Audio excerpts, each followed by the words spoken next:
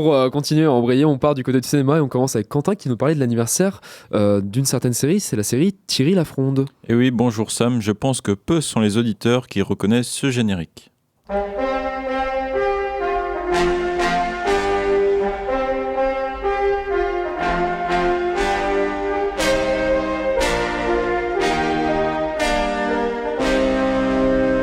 Et pourtant, il s'agit d'une série culte, Thierry Lafronde, dont le premier épisode a été diffusé il y a 60 ans et un mois jour pour jour.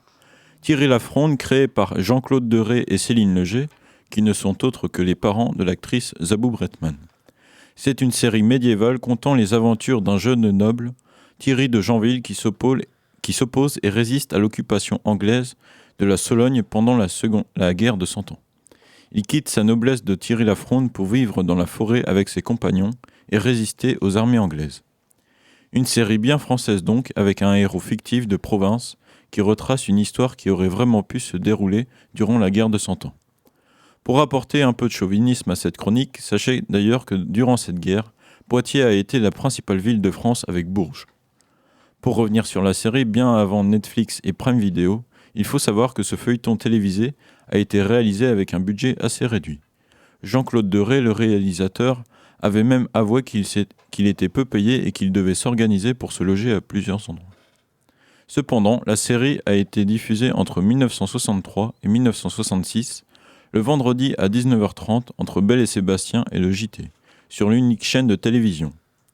Thierry Lafronde compte 4 saisons pour 52 épisodes de 26 minutes, ce qui reste raisonnable et pourtant c'est un véritable phénomène de société à l'époque. Tout le monde en parle, preuve en est que même le général de Gaulle en est fan.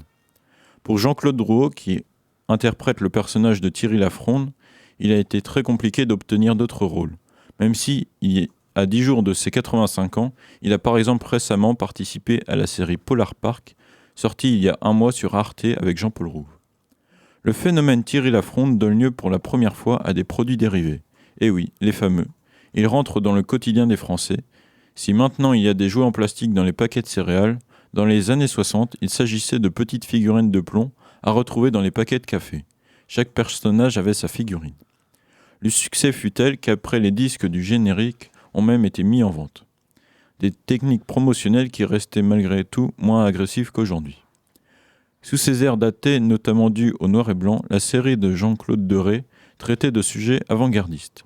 Le réalisateur s'est battu pour mettre en avant le rôle d'Isabelle, la compagne du héros, et lui a permis de mettre des pantalons. Ce qui peut paraître simple, mais avant les années 1968, ce qui était assez rare. Dans le feuilleton, elle n'est pas seulement la femme d'eux, mais aussi elle prend ses propres initiatives. Le feuilleton reste avec une bonne approche pour se réconcilier un peu avec la guerre de 100 ans, malgré les 60 ans passés depuis la création. Alors bon visionnage aux plus curieux. Merci beaucoup Quentin pour la découverte de cette série et sûrement un autre moment de nostalgie pour certains de nos auditeurs et auditrices.